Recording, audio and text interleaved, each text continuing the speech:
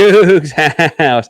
It is August 1st. We're into Big 12 football season. Got a couple different Cougs getting nominated for big-time awards. Basketball is picking up as well. Fun times in the third ward. Let's jump on into it. You are Locked On Cougs, your daily podcast on the Houston Cougars, part of the Locked On Podcast Network, your team every day.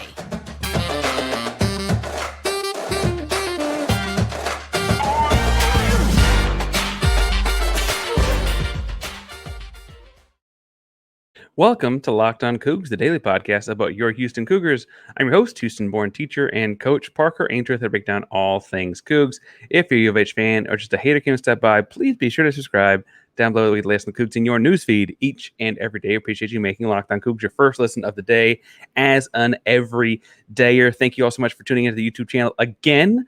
Remember to hit subscribe. Once we get to every 250 subscribers, we're giving something away. We're giving away a hat like the one I have on at the 1,500 mark. We're coming up on that rather quickly. We're at about almost at 1,350 at the time of this recording. So make sure you subscribe to help us get there, and then comments down below to let us know you are in the contest. If you don't want to talk about the Pac-12 or the Big 12 or football, or Australia is not your jam or whatever, at the end of this, tell us what was my question? Oh, waffles or pancakes. All right, so in looking at things, I want to give a quick Pac-12 hitter update because that is relevant to the Big 12. Now I want to talk about the Houston Cougar football program having a couple guys nominated for national awards. Second segment's going to be talk about that Pac-12 media deal and why that could tie into things. I know it feels a little back and forth, but trust me, it'll all make sense as we go. The third segment, though, I do want to switch gears and talk basketball. They start their season, I guess, kind of tonight with a red and white scrimmage in Houston, and then heading off to Australia at the end of the week. So weird as that is, that's a lot to get to. So let's jump on in. The quick hitter commentary about the Pac-12. I should point out all this is at their time of recording. So depending on what time you're listening on Tuesday or later, I guess, this could have all changed, shifted, been answered, etc. But it was reported on Monday that over the course of the following 48 hours, so Tuesday or Wednesday, first report by Jason Scheer, I should say, and then a handful of other major publications picked up and confirmed, including like The Athletic and ESPN, those kind of guys, that there's a major media deal meeting amongst Pac-12 ADs and presidents. That means that theoretically they're going to get presented with that new deal. That will be the next domino. And the reason it's the next domino to a lot of Big 12 folks like Houston is that obviously, when you have statements like Arizona said several months ago at this point, they're just going to take the highest dollar amount and take all that into consideration. Knowing what that dollar amount is important. If it's over 31.7, you have to imagine that they'll stay in the Pac-12.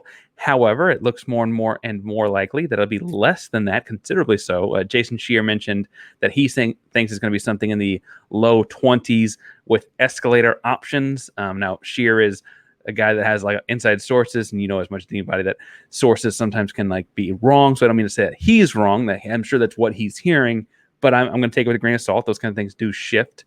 But if it's 20 million in the low 20 millions and escalators, it's hard to imagine that it's anywhere near the 31.7 minimum guarantee you get from media deals in the Big 12. Now, I will say if the deal is competitive in the Pac-12 and the 9 current Pac-12 schools stay, you might see them stay put and pull in guys like SMU, San Diego, Boise. That also ties to the Big 12 because if the Big 12 wants to expand down the group of 5 route at some point in the near future, those would be schools that are likely candidates for the Big 12 as well. I don't see any connection between Pac-12 and UConn, so I think that will always be in the Big 12 and Houston's back pocket. We both like that because of basketball, and I can see you shaking your head that you don't like that because of the football, right? So like I think that's why it's kind of a back pocket option. So with that said, that's where things look like. For what it's worth, Scheer did report later that the University of Arizona, and Scheer is an Arizona guy, I should point out, right? So Washington, Oregon could be doing their own thing. He's just a guy that's pointing out things that are happening with Arizona. Arizona does have a Board of Regents meeting scheduled for Tuesday afternoon, right? So if the meeting were to theoretically happen Tuesday morning, which I believe it will be. So by the time you're hearing this, it may already be out. Arizona will be having their meeting that afternoon. Now, in jumping around a little bit, let's talk about the football program having a couple guys for this season, this Big 12 season, named to major awards. This is just kind of naming, but I want to make sure we shout these guys out. Matthew Golden is named to the Maxwell Award watch list. That means there are 85 players in the country all nominated for this. It's the equivalent of an MVP. It's another name. It's another Heisman type award for best player in the country.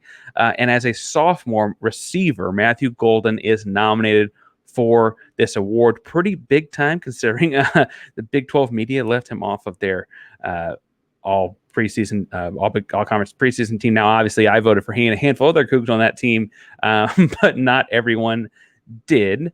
No Houston Cougars ever won the Maxwell Award. The list is currently 85 players. There will be a semifinalist announcement on November 13th, finalist announcement later that month on the 28th of November, and then the winners announced at the College Football Player Awards on December 7th. So theoretically, if Matthew Golden's having a great season, as things trickle out, he could be well on his way to winning that in December. The last Big 12 winner was Baker Mayfield in 2017. Before they had Colt McCoy, Vince Young, Jason White, and Ricky Williams. The last non-Texas or Oklahoma person, if you don't think of them as Big 12 school because they're deciding to leave us for an uglier dance partner. The last non-OU-UT person was Barry Sanders in 1988. I feel like that's relevant because that's the kind of, Barry Sanders, Oklahoma State. That's kind of what you're doing, Matthew Golden in Houston. The last wide receiver, I should say, to win it was Devontae Smith. He was the last non-quarterback to win the award in descending order. That was Devontae Smith in 2020, Derrick Henry in 2015, Manti Te'o in 2012. Then you got to go all the way back to Larry Johnson in 2002, Ron Dane in 1999. Before Devontae Smith in 2020, Desmond Howard was the last wide receiver to win in 1991, and only Manti Te'o in between those two guys was a non-quarterback or running back, to see how this award is handed out. So Matthew Golden just getting nominated is a very big deal and a very cool honor for the sophomore wide receiver that set multiple records for freshmen at U of H last year. However, the uphill battle that is winning that award makes me feel almost like the nomination is the honor in of itself. And it'll be cool if he wins it, obviously. Hope for a big year. I expect somewhat of a big year out of Matthew and hoping that he fulfills it. I'm not going to be disappointed if he doesn't win it because it's such a quarterback-heavy award, right? But awesome to see him do that, and so young to be nominated for that already. Also, Gavin Gately, one of 25 players nominated for Long Snapper of the Year award, the Patrick Manley Award. That's only a 4-year-old award. Started in 2019. He would be the first Big 12 winner of the award in its fifth season. Or its fifth time it's been handed out, I guess. So obviously that's a national award as well, and only 25 players across the country are even nominated for that. So shouts to him and shouts to that. A couple of great Houston Cougars being put together for a great Houston Cougar football team, as I look forward to starting practice up tomorrow as of when you're hearing this. Players check in on Tuesday night. They have some sort of a dinner, I think, on the 1st or whatever. And then practices officially start on the 2nd. That's Wednesday. Hopefully they're finding ways to beat that Houston heat with the indoor practice facility and stuff like that, because it is crazy hot in Texas, coming off of the hottest July ever listed. But they're hoping to put together a championship kind of team, a competitive kind of team, looking for bowls and all those kinds of things. And if you are looking for a championship team, then let me tell you that it's time to make sure every player is a perfect fit by heading to eBay Motors. When it comes to your vehicle, every part needs to fit just right. So the next time you need parts, accessories, head to eBay Motors. eBay Guaranteed Fit. You can be sure every part you need fits right the first time around, just as you ride to my garage. And look for the green check to know the part will fit or your money back. Just like in sports, confidence is the name of the game when you shop on eBay Motors. And with over 122 million parts to choose from, you'll be back in the game in no time. After all, it's easy to bring home a win when the parts are guaranteed. Get the right parts, the right fit, and the right prices on ebaymotors.com. Let's ride. eBay Motors Guaranteed Fit is only available to U.S. customers. Eligible items only. Exclusions do apply. All right, so I said I want to talk some about back to Pac-12 kind of stuff because interesting questions been proposed out there in the interwebs and looking at things. Theoretically, in the next 24, 48 hours, you could see the Pac-12 become seriously weak. And we talked on Monday's show about Is a weak Pac-12 good thing for Houston and the Big 12? I made the argument that I kind of think it is. But worth pointing out that we've heard the Big 12 may want Arizona. We've heard the Big 12 may want Oregon and Washington. Those brands make a lot of sense. But suddenly, you're looking at whatever's left at that point, a Pac-6, a much smaller conference, and a conference in and of itself that has some brands that, like, for whatever it's worth, have won the conference the last 2 years in a row in schools like Utah. And we've not really talked about them as coming to the Big 12. They're not necessarily a program that seems to be highlighting a bunch of Big 12 moves. And I think it sounds like Utah fought long and hard to get to the Pac 12 and may not want to come play Houston in the Big 12. And I don't think they're scared, but maybe. Moreover, though, I think that the big thing happening there is that they may not be getting the offer. And so if they're not getting the offer from the Big 12 to come play Houston in the Big 12, are they going to stay in the Pac-12 and play in a smaller, weaker conference? It was asked on the internet if that's an option or what people are saying about staying in the Pac-12 after it's become a weaker conference. Is there any benefit to staying and winning that conference a lot? I mean, Utah has won the conference the last 2 years in a row. They played in the conference championship 3 times in 12 years being in the conference. And for what it's worth, they were a weird tiebreak away from getting in 2015, in the championship game in 2015 as well. I don't think in modern college sports, it is worth staying in a weaker Pac-12 conference if you have the option to do something else. And I talked to some other Locked On hosts across the conference. My watch next down there for you to watch would be also Locked On Pac-12 because Spencer's doing a great job. He does Locked On Oregon as well, so he has both angles. But I'm talking about what's going on. I don't think, because perception is everything, that it would be worth staying in the Pac-12 if you were a Utah or an Oregon State or an Arizona State, because we have seen time and time again in college football playoff situations or balloting situations or what have you, that more and more people would just assume take a second or third place caliber team from a top tier power conference, if not an undefeated team from a group of 5 conference, than take a winner of a bad Power 5 conference. We saw this when Cincinnati got to go represent the American Athletic Conference in 2021 in the college football playoff. We've seen SEC send a pair of teams multiple years. We've seen the Big Ten send multiple teams last year and to the college football playoff, and that's when there were just 4 spots. And expanding that field to 12, as the college football playoff will do in the near future, I don't see any reason to think that that will be any different in how they hand out those spots. I don't know why it would be any different. With a bigger, stronger Big 12, you might see 2 Big 12 teams in there where you see 2 or 3 SEC teams, 2 or 3 Big 10 teams, a couple of Big 12 teams, Clemson and one other ACC team. And suddenly you're like, where are the spots for the Pac-12, right? Especially if you have if they haven't offered spots to the Boise's of the world or those other group of 5 schools, Memphis or whomever, right? Those smaller schools and group of 5 conferences that have good years. It's hard to imagine that those schools don't, go undefeated and take one of those spots, right? And so suddenly being the winner of the slow heat, right, at the track meet that day doesn't help you a whole lot. It doesn't mean you're going to come in first and get a gold medal. And so I look at this and see the Pac-12 theoretically after Oregon, Washington, and Arizona leave to come play Houston or wherever they want to go. And I look at that conference and I'm like, I guess technically through TV rights deals and through the NCAA bylaws, that will be considered a power conference, right? Because it has so much, even the $20 million they get, well, it's 11.5 less than what the Big 12 will get, and it's less than what the ACC will get, and less than, and less than, and less than. It is more than what so much of college sports will be getting, that it technically would be much, much bigger, stronger, faster, etc., in theory, I guess, than the American Athletic Conference. But being a 2-loss Pac-12 champion in that world does not help you get to college football playoffs in the same way, right?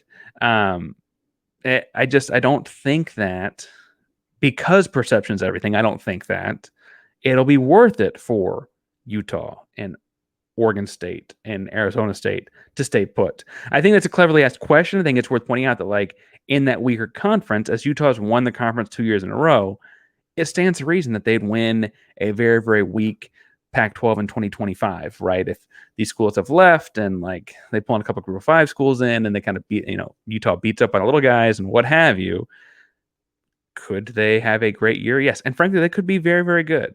That does not mean that they're going to get like an invite to college football playoff or anything like that, because perception is everything in college sports. Things are voted on, things are elected. Your reputation is important. Your reputation as a small conference of 6 Power 5 schools and 6 Group of 5 schools matters. Not only does it matter, though, I think it's pointing out that like the Pac-12 for its entirety, since it was the Pac-8, since it was the Pac-10 many, many, many, many years ago, right? It has always fought that battle because it's on the West Coast, right?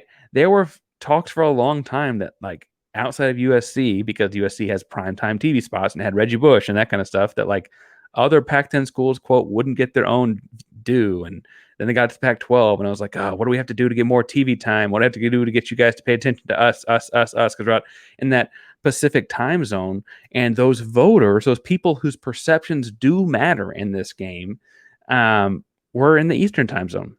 They're in New York, right? They're in Boston. They're in DC.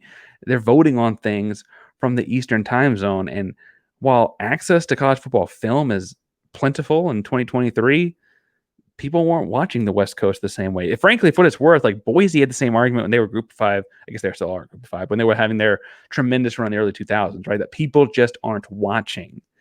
And are going to people be watching more if you've got poor competition? I don't think that's the case. I don't think it's worth it, without selling people out, because I don't want them to be in trouble with their fan bases. Other Locked On hosts, I think, agree on that as well. That, like, if this thing starts to fall apart, the name Power 5 brands in the Pac-12 should move. It's not. I'd like for them to come play in the Big 12 and play Houston. I think a national conference for Houston is the best kind of exposure for the U of H. But if I were just an Oregon State fan, I'd be like, dude, if this thing falls apart, let's get the heck out of here, right? And so I think that that's where I settle on that question is, if the Pac-12 falls apart, does that mean there'll be an influx of people coming to the Big 12? I think they'll be going somewhere, and I think they'll be going somewhere because they need to. I don't think there's any point in Utah sitting around and watching other things happen. Now, will Brett Yormark hand them an invitation? That's a fair question, and one that we may tackle over the course of the next couple of weeks, depending on what happens. But should they stay put even if they get the invitation? No, if they get the invitation, they need to leave, right? Now, the third segment, I said I want to talk some about the basketball program, because the scrimmage, the red and white scrimmage, does tip off tonight. So without further ado, let's jump on in. Tip-off for the red and white scrimmage is at 7 o'clock local time. The doors open at 6. I am still looking to see if you guys have streams of it available. I'm not sure there's an official university stream. For what it's worth, I have a 7-week-old at home, so I'm not going down to the game itself. I will say, after having attended it a year ago, right when the show was starting, really, really cool event. The school puts on a great show for it. It's great access. You can like hear the guys are like not mic'd up, but there's no other noise. You can hear everybody. It's awesome. Doors open at 6. Tip-off is 7. It is free to get in, but there is $10 parking. The courtside seats, I should point out, are actually reserved. So it's free to get in as far as long as you find a seat somewhere not courtside. The team is practicing early. It's all happening much earlier than I did a year ago because they're preparing to head to Australia. They leave on Friday. Sampson has talked about the Australia trip as the goal is not to play good, is the way he said it. The goal is to build habits, build chemistry, more comfortable with one another, and frankly, play good competition, like to be tested early. They play men's leagues teams. I think the most notable one they're playing from the NBL, and their first game is the Illawarra Hawks. The name sounds familiar because that's where LaMelo Ball played when he went overseas. For what it's worth, I thought the red and white scrimmage is a great insight to the team last year. We had to first, see Jarris Walker up close and personal and see like what kind of things he could do from the perimeter. Shed and Sasser were on different teams. You got to see them cover one another, and the fun things that was. I thought Shed won the matchup for its worth a year ago, but don't tell Marcus. I like Marcus a lot. The way they did it a year ago, and the way I'm assuming they're doing it again tonight, is that assistant coach Hollis Price coach one team, and assistant coach Kellen Sampson coach the other team. They could also have Quantis in there coaching one of the two teams this year. We'll see. He did get a recent promotion to associate head coach. Second chair behind Kelvin that way. But Kelvin sat back and played granddad with Kellen's kids, because Kellen's son, I should say, last year, because Kellen was busy coaching, right? And frankly, Kelvin has earned that. This is a red and white scrimmage. Let the assistant coaches run it. Sit back and watch with your grandkid. That's that's good. I'm glad you get to do that, Kelvin. I'm not mad. I just thought it was funny to see that. Things I'd be looking for in this year's scrimmage, I would assume that they split up Shed and LJ Cryer like they did Shed and Sasser last year. So I'd be paying attention to how Cryer does against that matchup defense, but also how Cryer's team uses him. Is he more of a point guard on the ball? Is he more of an off the ball kind of guy? You have other options at the point guard if he is an off the ball kind of guy. And so what does that look like? What kind of actions are they using him in? Is he coming off of screens? Is he in ISOs? What is he doing? Damian Dunn, where he fits in, is he a big 2 guard or a small 3? What does he look like out there with the Cougs? We know he can fill it up. He scored 15 points a game last year for Temple, but what does he look like defensively? He and Cryer both coming to Houston where the expectations defensively are a whole lot different. What does that mean for them? How do they rise to that occasion? I'm really, really interested. If you listen to the show for the whole time, you're an everydayer, #everydayer down below, but also, I'm a big Terrence Arsenault fan. What position is he playing this year? Is he a big 2 guard? Is he a wing? Is he a power forward? Is he an undersized power forward? What do they have him doing? What do they ask him to do with this year's roster? He is obviously transitioning into more of a guard role, like a ball in his hands a lot more last year. The length and defense is great, but what does he look like with the ball in his hands on offense? I think it's fair to ask the same questions about Ramon Walker. Ramon is this, very talented athlete with a bunch of different skills, but it's not your traditional 6'3", 6'4" guard with the ball in his hands. And so what does he look like? Does he look more comfortable with the ball in his hands this year, or is he being asked to do different things? So what does he look like? Malik Wilson is coming back to Houston after entering his name in the transfer portal and trying to find somewhere to play. He opted to come back. So what does his role look like? Does it look like he's getting on the floor and get some run this year? He is a great locker room fit and a tremendous athlete. So I'm not saying that he doesn't have any other impact on the team if he's not on the floor, but I do think it's worth asking what that role on the floor looks like and what does it look like for him this year. Emmanuel Sharp, does he have more of a role in the offense than just catch and shoot? Or does it look like he takes him over some of the backup point guard duties? How does he look running the offense? He's been healthier for over a year now, right? The major injury as a senior in high school before his freshman year last year. So what does he look like? And then speaking of freshman years, Emmanuel Sharp last year, some freshman big, and I'll leave you at this, some freshman big man has to make an impact this season. They're going to ask a freshman big man to come play, whether it's JoJo Tugler, whether it's Jacob McFarland or Sid Lott, right? Someone is going to play. Someone needs to be ready to play. They all have freshman flaws, and I don't mean to say they don't. Tugler's a little short. He's probably more of a 4 than a 5, but his arms are crazy long. McFarland is probably a little thin, but he has a year with Coach Alan Bishop in the weight room, but he's very, very talented. And then Sid Lott's kind of the opposite. Very, very raw, but he is a giant. He is, bulked up at, they list him at 250, but he looks every bit of 265, right? I mean, he just shoulders the size of bowling balls, but he also has not been playing basketball that long. And so, what does his skill set look like after having gotten to campus last January as a redshirt guy last year, right? One of those three needs to play this year. I like Cordell Jefferson. I like him a lot, but the backcourt is not quite as they're not quite as they don't need the spot quite as the same, right? They don't need the help from the freshmen. Frankly, if you told me that Cordell was taking a red shirt and that was going to be a redshirt freshman with Mercy Miller as a true freshman next year, I'm like, oh man, that's a ton of fun for a long time. I wouldn't be that upset about it, right? I will say that I think if I'm a betting man, Tugler gets the spot right now. He's long, he's crazy athletic, and his high school stuff at aside, he was so good, just tremendous athlete in the Houston area. Also like to root for Houston area kids, so make sure you go check that out. Again, tip-off is at 7, doors open at 6. crazy cool access to the Houston Cougar basketball program. Again, one of the top basketball programs in the country year in, year out. Under Kelvin Sampson. Only thing you got to pay is the $10 to park, or if you take a ride share, whatever, I guess, and get there. Make sure to check out Houston Cougar basketball. It's tipping off early, but that's the fun, right? Thank you all so much for tuning into Locked on Cougs today. Remember to ask a question down below with hashtag everydayer, and we may answer it on the show. That's how the second segment about today's show with all that came about. So we'll do hashtag everydayer in your question. We'll be happy to answer it throughout the show as soon as we can, if timing allows for it. But it's August. Football games start at the end of the month. I think we got a little bit of time, so let's try it out.